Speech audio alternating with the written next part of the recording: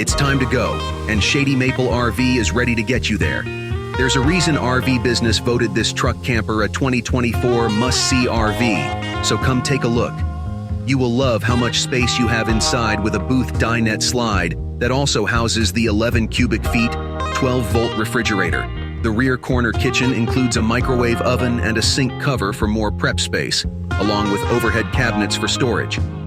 Not many truck campers include a dry bath, but this one does, and it's sure to make you feel more at home. A bath linen closet to keep towels close by. The front queen-size bed is sure to provide a great night's rest. There is also a wraparound nightstand, 2 storage chests, and 2 closets. Go on more adventures in comfort and style with any one of these Palomino Backpack Edition truck campers.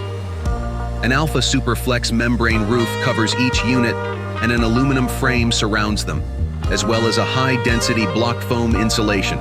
Maple cabinets add a residential touch to your space, the max air vent keeps the air circulating, and the 20,000 BTU furnace will keep you warm during the cooler camping months. Available options include an 11,000 BTU AC, 4 entry steps, and more depending on the model you choose. Come find the right hard or soft side model for you today. Come see us today or visit us online at shadymaplerv.com.